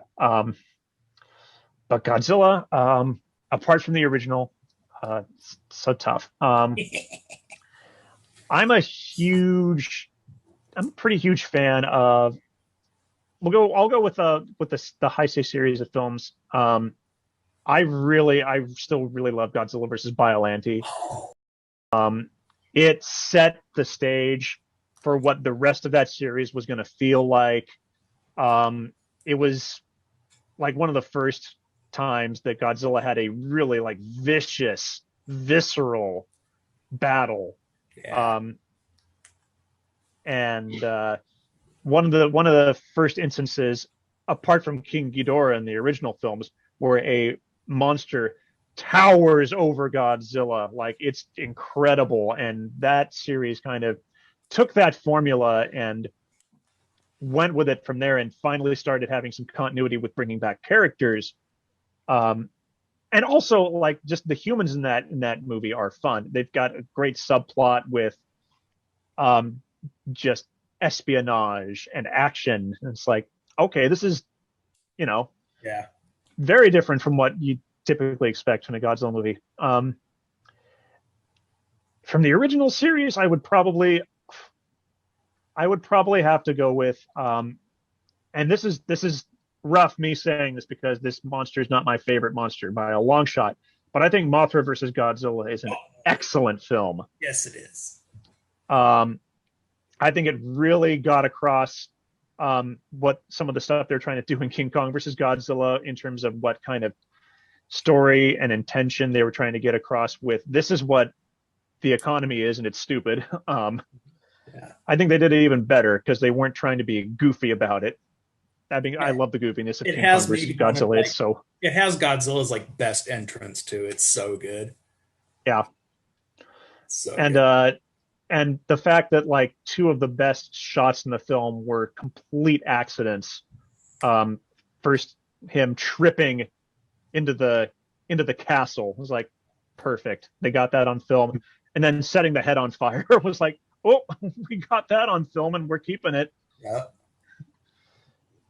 And for the millennial films, that's no contest. It's GMK. Oh. All the way, dude. It's yeah. the only one of the Millennium series I really like. I like the two Mechagodzilla ones in that series, but GMK was like the first film in a long time to try and tell a story on the same level as the original film with the spirits of the dead from World War II. Really, really fun story and really great turning it on its head to have Ghidorah be a hero in that one. Yeah. And also the Godzilla suit in that movie just rocks. So the Baragon looks so cool. Yeah. The fact that they had the guts to bring back a monster that no one thought they wanted to have back. And then we all saw it and we're like, yes, this is amazing. There he is. Because, oh yeah. Baragon finally got his due. Yeah. We have been talking for almost 2 hours, so I'm going to skip the open conversation because we've talked so much and just go straight to closing thoughts. Daniel, what are your closing thoughts specifically on these original films and some of the sequels that followed? Again, not discussing any of those films that are coming up. Right. I hate that today there's people look at these movies and they're like, they think it's so hokey. That really bothers the hell out of me. Because they're really not. This is like groundbreaking. And I still think it looks better than anything on, I always bag on Avatar because I don't enjoy that movie at all. I'd much rather watch this kind of stuff than a whole planet of CGI stuff. It looks great still. I mean, everyone should definitely watch the first Godzilla because if your idea of him is from Astro Monsters where he's doing his Godzilla jump dance or Smog Monster where he's flying through the air, you got to watch the first one because it's not like that. It's real dark, pretty scary at some points. It's great. Yeah, I love these movies, dude. You know me. King Kong is the first movie I remember seeing as a kid, and it's stuck with me all these years. Like, I love that movie. Yeah. So yeah, big thumbs up. I'm trying to send you, Ben, a picture of Charlie when she first saw Godzilla versus Mothra. It's a great picture. Sorry if I seem kind of distracted. It's this great picture where she's just losing her mind. Yeah. Well, while you're doing that, Daniel, Travis, what are your closing thoughts about these movies? Well, as somebody who, like I've stated like 5 times already, this was my first time watching these movies, and somebody who has like seen like what the films look like now, I highly think it's very important that people watch these original movies because for different reasons. Like, first of all, with Godzilla, it's like you need to understand like where the character initially came from and all that, because it is very important. It's not just like, oh, it's a monster created by radiation, like your generic monster movie type thing. Like, there was a reason he was connected to nuclear bombing and radiation and all that. And the serious tone like really shows that, and I think it really hits you hard. It's a monster movie that makes you feel so much, which you don't really get much nowadays. You get some, I think, like closest we got, or the last one was Shape of Water, but that's a different type of monster movie. As for King Kong, it's like, as we stated, it's inspired so many filmmakers. Some of your favorite movies today would not exist without this movie. You know, like it would have inspired Steven Spielberg, Rick Baker, and all these other filmmakers to make your favorite movies. So I think it's important to go back and watch that and see like what inspired them and all the creative, imaginative ideas that went into making that film, as well as like on top of the fact they're both just really well made films. They both have very timeless lessons and stories and characters that you'll never forget. Like, again, like you were talking about, like some people are just going to look at these films as dumb and campy and all that. And yeah, you can see some of the films are like that. But at the same time, it's like, that's not always how they begin. So it's always important to go back to them. So that way you can like see where it's come from, where it's going, and all that. So yeah, I think they're very important films that have influenced so much and need to be viewed at least one time by people. There is a reason that Godzilla, the original, is part of the Criterion Collection. And I've talked about the Criterion Collection a couple of times on the show. You know, it is a collection of films that are considered important for, you know, what they've done for the film industry or their cultural impact. And the fact that Criterion thought that the first wave of films from the 50s to the 70s were important enough to bring together into a collection, that says something. And even though, yes, they get campy, they get silly, there's, you know, they kind of had to. You can't just make a continual series of films that is the same first film where it's just the same nightmare over and over and over again. And besides that, they may be campy, but some of them have wonderful lessons too.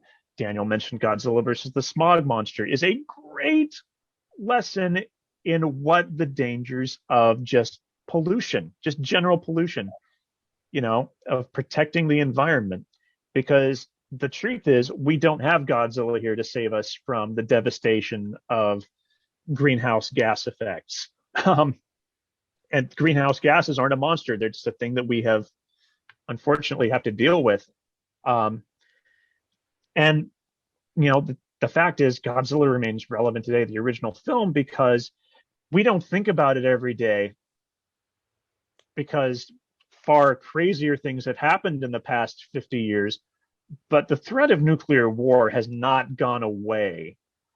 There are superpowers all across the globe that possess these kind of weapons. And, you know, we have been very lucky that, you know, one of them has not snapped their fingers and said, this is it, we're going to do it. Because and it's something that our parents had to be very afraid of at the height of the Cold War, especially in the 60s and the 80s. And we haven't had to sort of deal with that same type of trauma. But it's still real, and it's not just nuclear war. It's whatever horrific weapon, you know, comes up next. I have a deep, scary feeling that, you know, when Toho gets the rights to do a live action Godzilla again, there's probably going to be something in there about a virus. You know, they've been on top of what is relevant. You know, Godzilla 85 and Shin Godzilla both are the two films in particular that harken back 85 to, you know, Cold War Japan in the 80s being stuck in between America and Russia, and Shin Godzilla telling the story of the absolute inefficiency of government agencies and the fact that even though Japan has not, you know, been occupied since the early 50s, they're still very much living in the shadow of the United States and other superpowers that, you know, just sort of they just sort of step all over them, and it's ridiculous. So I think there's a lot to be gleaned from a lot of these films, but particularly that first one. And yes, and Kong, we cannot emphasize enough, like, where would special effects be without King Kong? We wouldn't have giant monsters. Spectacle films, we probably would have gotten to them at some point, but like Kong was lighting that match under so many butts. Yeah. That got it going, so that by the 50s we could have Godzilla, we could have them, we could have Ray Harryhausen doing Beast from 20,000 Fathoms. These films are ridiculously important. And I want to bring something up that I think is rough for people who also like to own physical media. It's great that Godzilla is available on Criterion. It's a little expensive, but it's great that you can get that entire set. Those films still exist. When I was watching King Kong the other night, it was still my old DVD from the 2005, and I thought I should probably upgrade this to Blu-ray. The Blu-ray for King Kong, the original film, is out of print. You can still get a Blu-ray of the 1970s film, of the Peter Jackson film, of Kong Skull Island. It's new. But for a film as groundbreaking as King Kong, you'd feel like it shouldn't be out of print, or that by now, on the eve of a huge film releasing featuring that character, Warner Brothers would have said, because Warner Brothers owns the rights to the film now, they would say, maybe we should release this on 4K or re-release it on Blu-ray at least. Yeah. And I know Kong isn't going to be lost to history, because I'm sure that it's available to purchase digitally on just about any platform. But I'm all for physical, because at some point the internet is going to die and you're not going to be able to watch your digital library, and you're going to be like, what do I do while my internet is down?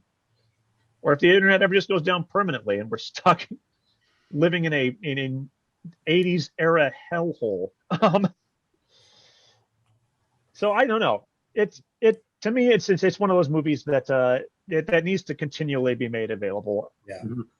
So that's that. I've blathered on long enough. Let us move on to the final segment of our show, which is trivia. So Ben. Yeah. Sorry, a little off topic, but on topic. You brought up the Blu-ray for King Kong.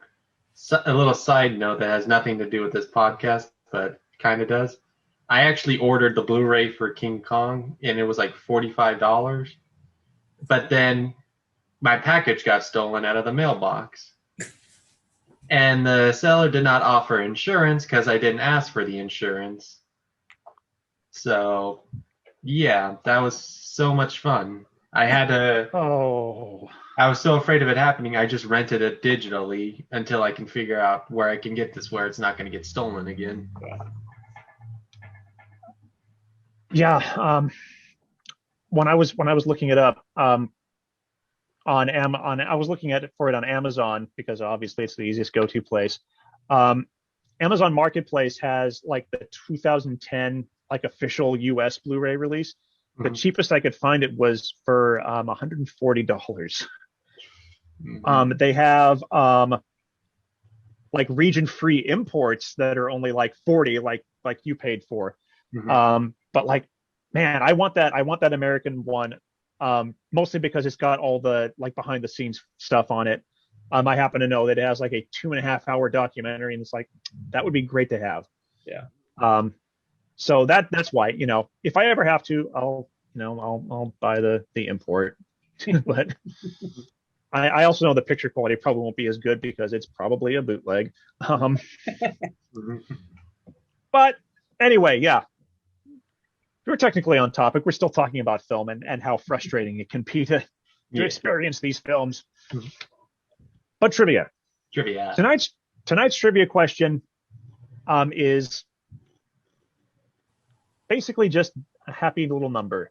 So my question tonight is, how many different costumes were built for the original Godzilla? Was it 1, 2, 3, or 4. For just the first movie. Yeah, just the original film. We're talking suits, right? Yeah. The suits? Okay. Yeah, not puppets aren't included in that. Okay. 2. I'm going to say 2. Okay. I don't know, so I'm just going to piggyback on him, and I'm also going to say 2. Well, I have good news for both of you. The answer is, in fact, 2. The first one was built, and it didn't quite work out the way they wanted to. It either looked a little bit off, or it didn't quite function properly. So what they did with that one is they cut it in half.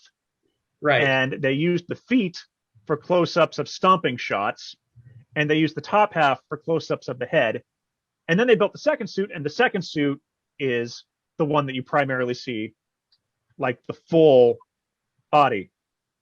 So yeah, you got it. Yeah.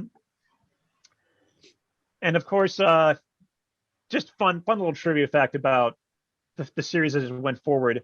A lot of older suits ended up getting recycled.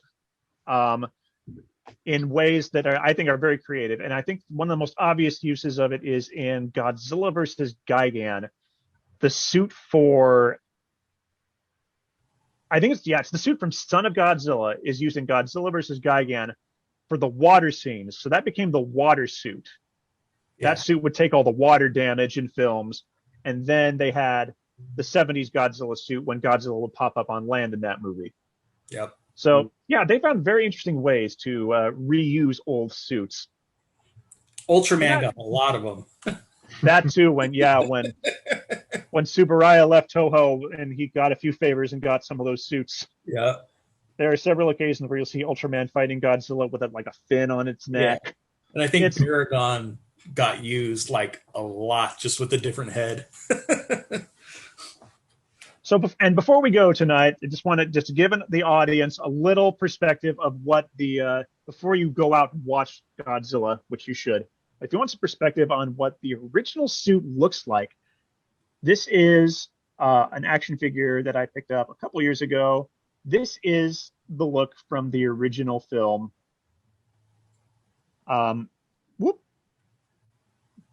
Definitely more scary than Godzilla would look going into the 60s and particularly the 70s. Mm-hmm. We could have a whole episode about Godzilla costumes. It'd be crazy. So that is episode 24. Coming up over the next few weeks, we're going to have more Godzilla as we prep for King Kong or Godzilla versus Kong. It's so difficult in my brain to call this Godzilla versus Kong. Next week, we are talking exclusively about King Kong versus Godzilla, which is such an interesting film. So interesting, especially if you've seen both versions. So check in next week. We'll talk about that. So this has been the Sunday Matinee. You can check us out at facebook.com/truthinfilm, on Twitter at Sunday_matinee. The blog is WordPress, truthinfilm.wordpress.com. And that's our show for tonight. Thank you, Travis. Thank you, Daniel. I'm Ben Stahl, and have a good night, and go stomp some models.